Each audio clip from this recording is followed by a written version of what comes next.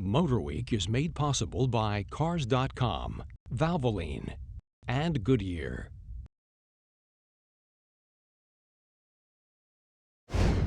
Right from their start in the 1960s, pony cars like the Ford Mustang, Chevrolet Camaro, and Dodge Challenger have ignited many an argument among fans and auto riders alike over horsepower and big V8s.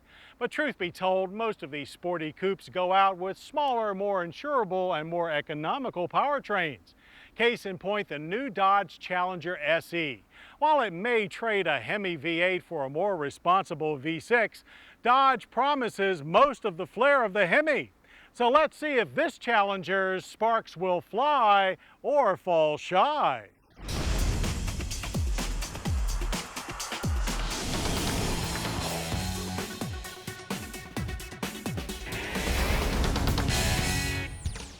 There's no doubt that the MotorWeek staff was impressed with the Hemi V8 Dodge Challenger SRT8, calling it an all-new chapter in the American muscle car story. But like most horsepower junkies, our resident lead-footers were less than excited when presented with the 2009 Dodge Challenger SE. It's not because the SE doesn't look the muscle car part, it does, wearing the same broad-shouldered, retro-tough lines as its Hemi sibling.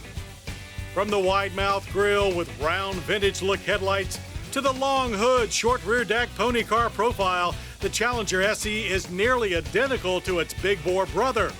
Only a discerning eye will note the smaller 17-inch wheels, which can be upgraded to 18s. Of course, the engine that turns those wheels is what matters most here, and in the SE, that's Chrysler's Yeoman 3.5-liter single overhead cam V6, which is shared with more mundane models like the Avenger sedan and Journey crossover. In the Challenger, the 3.5 V6 makes 250 horsepower and 250 pound-feet of torque. While more than the Mustang's V6, it's still 122 horsepower less than the mid-level RT model's 5.7-liter V8, and a huge 175 ponies short of the 6.1-liter in the SRT8. And don't think about maximizing your go with a manual gearbox. The only tranny available is a 4-speed automatic. That may not yield blazing fast quarter-mile runs, but it does earn government fuel economy ratings of 17 city, 25 highway on regular grade gas. Our test run returned a fine 24 miles per gallon.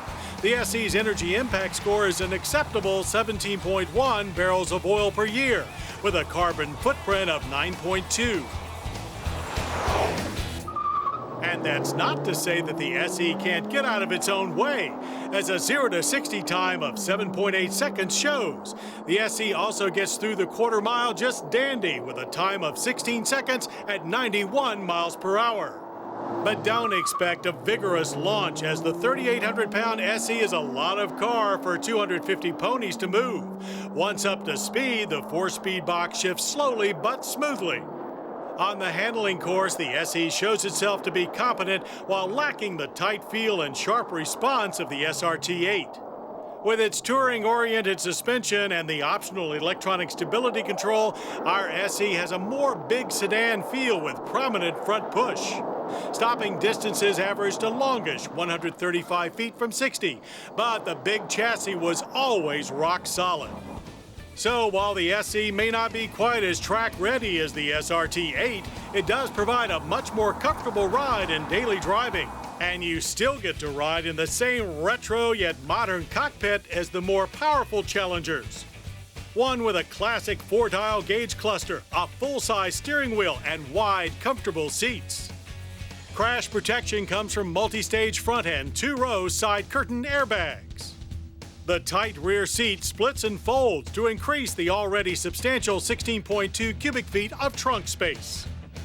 So while the Challenger may be big, the SE's base price is a compact $21,995. That's $8,000 less than the Challenger RT and a huge $18,000 less than the SRT8. So the classic style of the 2009 Dodge Challenger SE still makes sparks fly. And with V6 pricing, fuel economy, and insurability, you can actually light up the road more often.